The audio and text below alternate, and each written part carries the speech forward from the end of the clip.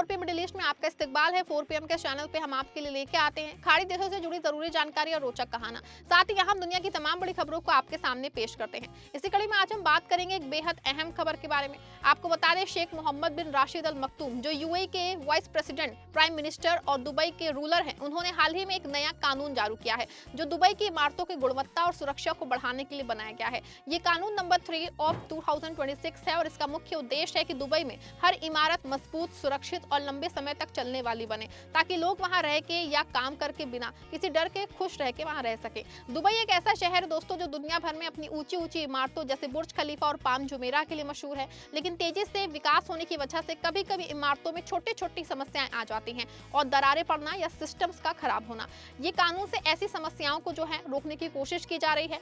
जी हाँ, कानून कहता है कि हर इमारत की स्ट्रक्चर इंटीग्रिटी यानी कि उसकी मजबूती को हमेशा बनाए रखना जरूरी है। मतलब इमारत की दीवारें, छत, फाउंडेशन सब कुछ इतना मजबूत होना चाहिए कि भूकंप, तेज हवा या कोई दुर्घटना में वो टूटे नहीं। इसके अलावा रेगुलर मेंटेनेंस यानी कि नियमित रूप से इमारत की मरम्मत और चेकिंग करनी होगी, जैसे लिफ्ट, बिजली के वायर, पानी की पाइप्स और फायर सेफ्टी सिस्टम्स को हमेशा चेक करना। अगर ये सिस्टम ठीक से काम नहीं करेगा तो दुर्घटनाएं हो सकती हैं, जैसे आग लगना या लिफ्ट गिरना, और इस कानून से ऐसी चीजों को रोका जाएगा। कानून का एक बड़ा हिस्सा है कि इमारतों में रहने वालों की सुविधा बढ़ाई जाए, जैसे अच्छी हवा, रोशनी और आरामदायक वातावरण, ताकि लोग बीमार ना पड़े या असहज महसूस ना करें। साथ ही दुर्घटनाओं को कम करना, लोगों की जान और संपत्ति की रक्षा करना और दुबई की शहर की पहचान को बनाए रखना, क्योंकि दुबई की इमारतें उसकी सुंदरता और आधुनिकता का प्रतीक है। ये कानून सभी इमारतों पर लागू होगा, चाहे वो पुरानी हो या फिर नई, और फ्री जोन्स जैसे दुबई इंटरनेशनल फाइनेंशियल सेंटर में भी। मतलब कोई अपवाद नहीं है, हर कोई इसका पालन करेगा।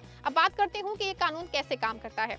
सबसे पहले दोस्तों, हर इमारत के मालिक को एक क्वालिटी एंड सेफ्टी सर्टिफिकेट लेना होगा। ये सर्टिफिकेट तभी मिलेगा जब एक लाइसेंस इंजीनियरिंग ऑफिस या फिर फर्म इमारत की पूरी जांच वो करेगी। जांच में इमारत की मजबूती, तकनीकी हालत, सेफ्टी फीचर सब कुछ देखा जाएगा। अगर सब ठीक हुआ तो सर्टिफिकेट जारी होगा, वरना मालिक को सुधार करने होंगे।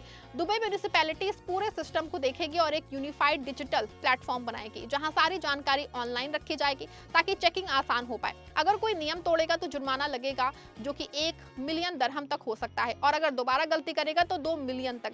ये सख्ती इसलिए है ताकि लोग लापरवाही ना करें। कानून 1 जून 2026 से लागू होगा और इसे ऑफिशियल गजट में पब्लिश किया जाएगा।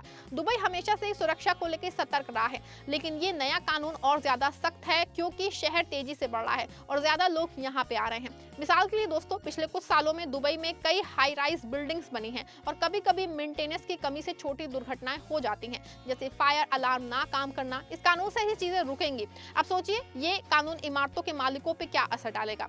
दोस्तों, मालिकों को अब नियमित रूप से इंस्पेक्शन करवाना पड़ेगा, जो थोड़ा खर्चीला हो सकता है, लेकिन लंबे समय तक फायदेमंद रहेगा, क्योंकि इमारत की वैल्यू बढ़ेगी और किराएदार खुश रहेंगे। किराएदारों के लिए भी अच्छा है क्योंकि वो सुरक्षित महसूस करेंगे।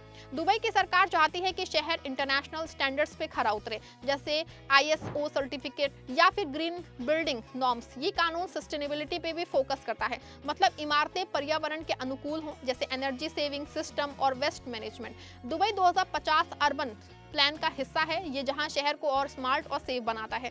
अब थोड़ा बैकग्राउंड देखें। शेख मोहम्मद ने पहले भी दोस्तों कई कानून जारी किए हैं, जैसे कि पब्लिक सेफ्टी पे कानून नंबर 2 ऑफ 2026, जो कि पब्लिक प्लेसेस, इवेंट्स, पूल्स और बीचेस पे सेफ्टी के लिए था। वो कानून भी 1 जून 2026 से लागू होगा और जुर्माना 1 मिलियन तक है। ये दिखाता है ना दोस्तों कि दुबई सुरक्षा को लेकर कितनी गंभीर है। दुनिया भर में कई शहरों में इमारतें गिरने की घटनाएं जो है हुई हैं, जैसे अमेरिका का भारत में, और दुबई ऐसी चीजें नहीं चाहता है।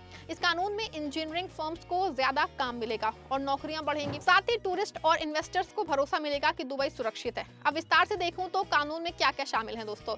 सबसे पहले स्ट्रक्चर इंटीग्रिटी, इमारत की डिजाइन से लेकर के कंस्ट्रक्शन तक सब कुछ अप्रूव्ड स्टैंडर्ड पे होना चाहिए। अगर पुरानी इमारत है तो रेट्रोफिटिंग यानी कि पुरानी को मजबूत बनाना जरूरी हो सकता है। फिर मेंटेनेंस हर साल या जरूरत के हिसाब से चेकिंग, जैसे air conditioning, plumbing, electrical systems. Fire safety बहुत महत्वपूर्ण है क्योंकि दुबई में गर्मी ज्यादा है और आग का खतरा रहता है। Sprinkles, smoke detectors, emergency exit सब कुछ करने चाहिए। फिर ऑक्यूपेंट कंफर्म, अच्छी वेंटिलेशन, नाइस कंट्रोल, लाइटिंग, ताकि लोग स्वस्थ रहें। एक्सीडेंट रिडक्शन, जैसे बालकनी से गिरने से रोकने के लिए रेलिंग्स या फिर लिफ्ट में सेफ्टी फीचर्स, और ये सब होना चाहिए। इंश्योरेंस और इमरजेंसी प्लान्स, अर्बन आइडेंटिटी इमारतें दुबई की स्टाइल में रहें, ना कि कहीं की कॉपी। अब इम्प्लीमेंटेशन, दुबई म्यूनिसिपैलिटी एक कमिटी बनाएगी जो गाइडलाइन जारी करेगी। डिजिटल सिस्टम से ट्रैकिंग होगी, जैसे कि ऐप या फिर पोर्टल, जहां मालिक रिपोर्ट सबमिट करेंगे। अगर कोई शिकायत आए तो तुरंत जांच, जुर्माने छोटी गलती पे कम, बड़ी पे ज्यादा और रिपीट पे दोगुना। ये कानून निवासियों को भी जिम्मेदार बनाता है, जैसे वो लापरवाही ना करें। दुबई की इकोनॉमी पे असर, रियल एस्टेट सेक्टर मजबूत होगा क्योंकि सेफ बिल्डिंग में प्रॉपर्टी वैल्यू बढ़ेगी, इन्वेस्टमेंट आएगा। पर्यावरण पे सस्टेनेबल बिल्डिंग्स के कार्बन एमिशन कम होगा। सोशल असर, लोग ज्यादा सुरक्षित महसूस करेंगे, खास के फैमिलीज। अब तुलना करें अन्य देशों से, सिंगापुर या न्यूयॉर्क में भी ऐसे कानून हैं जहां रेगुलर इंस्पेक्शन जरूरी है। दुबई इसे और बेहतर बना रहा है। भविष्य में शायद स्मार्ट टेक्नोलॉजी जैसे सेंसर इस्तेमाल होंगे जो ऑटोमेटिक अलर्ट देंगे। शेख मोहम्मद का विजन है दुबई को दुनिया का सबसे सेफ और हैप्पी शहर बनाना। ये कानून उसी दिशा में एक कदम है। अब सोचिए, अगर आप दुबई में रहते हैं तो क्या करें? मालिक है तो सर्टिफिकेट लें, मेंटेनेंस प्लान बनाएं, किराएदार हैं तो मालिक से पूछे कि सब ठीक है। सरकार भी ट्रेनिंग प्रोग्राम चला सकती है। कुल मिला के दोस्तों, ये कानून दुबई को और चमकदार बनाएगा। अब थोड़ा और विस्तार से दुबई का इतिहास देखें तो 1970s में छोटा शहर था, अब वर्ल्ड क्लास। तेज ग्रोथ से सेफ्टी चैलेंजेस आए हैं और 2010 में कुछ फायर इंसिडेंट्स हुए हैं, तब से नियम सख्त हुए हैं। ये नया कानून इसका अपग्रेड है। ग्लोबल ट्रिब्यूनल दुबई यूएई के सस्टेनेबल डेवलपमेंट गोल्स फॉलो करता है। कानून से jobs, engineers, inspectors, maintenance workers, economic benefits, tourism बढ़ेगा क्योंकि सेफ सिटी। चैलेंजेस क्या हैं? पुरानी बिल्डिंग्स को अपग्रेड करना मुश्किल, लेकिन सरकार मदद करेगी। पब्लिक अवेयरनेस, मीडिया से प्रचार होगा। ऐसे में ये कानून दुबई के भविष्य के लिए बहुत जरूरी है। वहीं दुबई 2050 अर्बन प्लान के बारे में बात करें तो सबसे पहले ये समझना जरूरी है कि दुबई की मुख्य urban development plan Dubai 2040 urban master plan है, जो 2040 तक के लिए बनाई गई है। लेकिन लोग अक्सर इसे 2050 के साथ जोड़ के बात करते हैं, क्योंकि इसमें कई लक्ष्य 2050 तक के सस्टेनेबल और एनर्जी गोल से जुड़े हैं, जैसे दुबई क्लीन एनर्जी स्ट्रेटजी 2050 और UAE net zero by 2050। Sheikh Mohammed bin Rashid Al Maktoum ने 2021 में Dubai 2040 urban master plan launch किया था, जिसका मुख्य मकसद है दुबई को दुनिया का सबसे अच्छा शहर बनाना, जहां रहना सबसे खुशहाल और आरामदायक हो। ये प्लान 2040 तक शहर को सस्टेनेबल, स्मार्ट और लोगों के लिए बेहतर बनाने पे फोकस करता है और कई हिस्से 2050 तक के विजन से जुड़े हैं। ये प्लान दुबई की तेजी से बढ़ती आबादी को देखते हुए बनाया गया है। 2020 में दुबई की पॉपुलेशन लगभग 3.3 मिलियन थी और 2040 तक जो है ये बढ़ के 7.8 मिलियन होने की उम्मीद है, यानी तकरीबन 5.8 मिलियन की बढ़ोतरी। साथ ही हर साल 25 मिलियन से ज्यादा टूरिस्ट आने की प्लानिंग है। प्लान कहता है कि शहर को इतना बड़ा और स्मार्ट बनाना है कि सभी लोग आसानी से रह सकें, काम कर सकें और घूम सकें, बिना पर्यावरण को ज्यादा नुकसान पहुंचाए। कुल मिलाकर दोस्तों, Sheikh Mohammed bin Rashid Al मखतूम के विजन को लेकर दुनिया भर में चर्चा हो रही है।